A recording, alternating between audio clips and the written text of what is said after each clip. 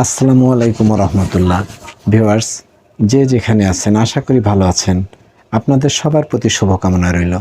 আমি মির্জা তারিকুল ইসলাম আছি আপনাদের সাথে। ভিউয়ার্স, একটি ব্রেকিং নিউজ আপনাদের সামনে নিয়ে আসছি আমি।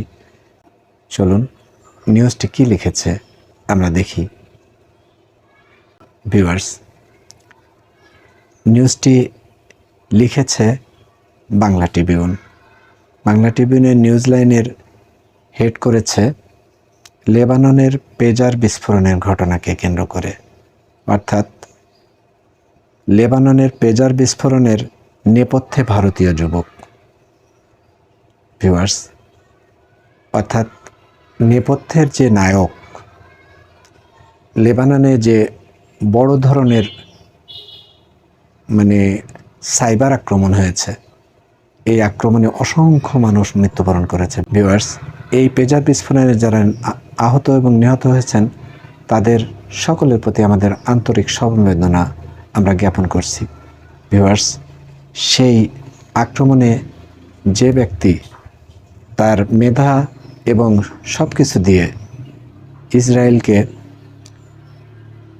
ইসরায়েলের মোসাদের এই কার্যসিদ্ধি করেছে, এই নিউজটি সে কথাই বলছে। ভিউয়ার্স, চলুন দেখি নিউজে কী লিখেছে। লেবাননের পেজার বিস্ফোরণের নেপথ্যে এবার এক ভারতীয় অভিবাসীর নাম উঠে এসেছে। কেরলের ওয়েনাডে জন্মানো ৩৭ বছর বয়সী রিনসন হোসে বর্তমান নরওয়ের নাগরিক। বুলগেরিয়ায় তার সংস্থায় লেবাননের সশস্ত্র সংগঠন হিজবুল্লাহকে বিস্ফোরকযুক্ত ওই পেজারগুলি সরবরাহ করেছিল। ভিউয়ার্স, এর সহযোগিতায়, এর উদ্যোগে এই পেজারগুলি হিজবুল্লাহদের হাতে দেওয়া হয়। আরও নেপথ্যের কারিগর হলো ইসরায়েলের মোসাদ। ভিউয়ার্স, চলুন দেখি পরে কি বলছে। এই পেজারগুলি সরবরাহ করেছিল বলে জানা যাচ্ছে। ভারতের সংবাদ মাধ্যম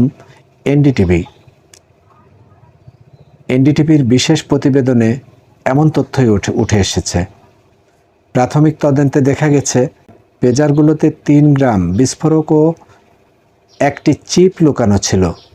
এই কাজ ইসরায়েলি গোয়েন্দা সংস্থা মোসাদের। শুনুন ভিউয়ার্স, এটা মোসাদের পরিকল্পনায় হয়েছে। চিপস থেকে মোসাদের কাছে সংকেত পৌঁছে দিত, অর্থাৎ এই চিপসের মাধ্যমেই মোসাদের কাছে সংবাদ পৌঁছে যেত। লেবাননি যে হিজবুল্লাহ গোষ্ঠী, সেই হিজবুল্লাহ গোষ্ঠীর যে কোনো ধরনের মেসেজ ওর মাধ্যম দিয়েই মোসাদ পেয়ে যেত ইসরায়েলি সেনাবাহিনী। প্রাথমিক তদন্তে জানা যায় পেজারগুলোতেও তাইওয়ানের তৈরি। কোম্পানির নাম গোল্ড অ্যাপেলো নির্মাণ করেছে। তবে গোল্ড অ্যাপেলো জানিয়েছে বিস্ফোরণে ব্যবহৃত পেজারের মডেল AR-924 আসলে হাঙ্গেরির বুদাপেস্ট ভিত্তিক কোম্পানি বিএসি কনসাল্টিং কেএফটি নামের কোম্পানি তৈরি ও বিক্রি করেছে।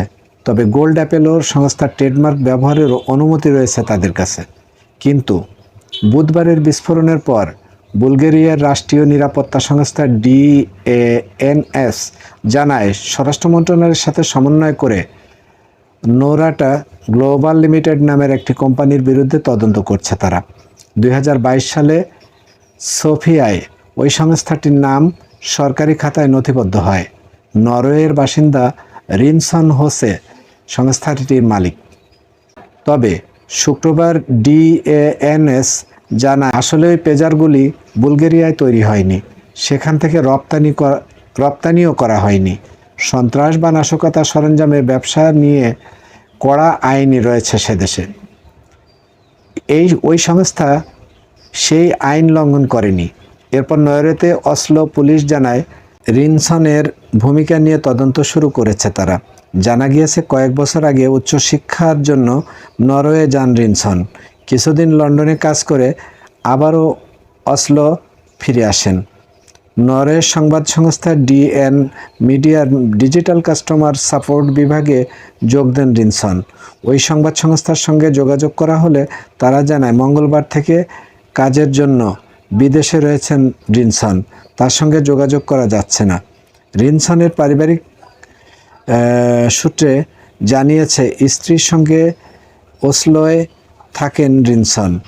রোজ বাড়িতে কথা হতো, কিন্তু গত 3 দিন ধরে যোগাযোগ নেই তার সঙ্গে। ভিউয়ার্স, এই ভারতীয় একজন সায়েন্টিস্ট, অর্থাৎ সায়েন্টিস্টই বলা যায় টেকনোলজির উপরে। আমরা এই রিনসন যদি এই পেজার বিস্ফোরণের যে ঘটনাটি ঘটেছে লেবাননে, এই ঘটনার সাথে তার সম্পৃক্ততা থাকে, তাহলে অবশ্যই আমরা চাইব যে এত বড় ঘটনার জন্য যদি সে দায়ী হয় তাহলে অবশ্যই তার বিরুদ্ধে শাস্তির ব্যবস্থা হোক। ভারতীয় বংশোদ্ভূত এই নরওয়েজিয়ান নাগরিক এই ঘটনার সাথে সম্পৃক্ত বলে ভারতীয় সংবাদ মাধ্যম জানিয়েছে। আমরা এই ঘটনার তীব্র নিন্দা জানাই, তীব্র প্রতিবাদ জানাই।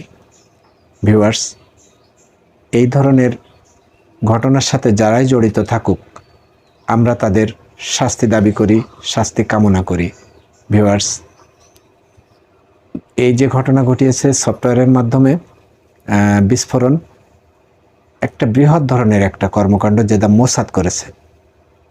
ধিক্কার মোসাদের সেই কর্মকাণ্ডের উপরে, মোসাদের কর্মকাণ্ডের উপরে। এই কারণেই আমি বলছি, যেহেতু ইসরায়েল এর গোয়েন্দা সংস্থা, তারা এই ধরনের অপকর্ম দীর্ঘদিন ধরে সারা পৃথিবীতে তারা চালিয়ে আসছে। ধ্বংসাত্মক এই কার্যক্রমের সাথে যারা জড়িত তাদের প্রত্যেকের বিরুদ্ধে আমরা নিন্দা জানাই। আপনারা ভালো থাকবেন, যে যেখানে থাকবেন। ভিউয়ার্স, যদি চ্যানেলটি সাবস্ক্রাইব করে থাকেন, থ্যাংক ইউ সো মাচ। আর যদি সাবস্ক্রাইব না করে থাকেন, অনুরোধ থাকলো একটু বিষয়টা ভেবে দেখবেন। ভালো থাকবেন সবাই, যে যেখানে আছেন, দেশে অথবা দেশের বাইরে।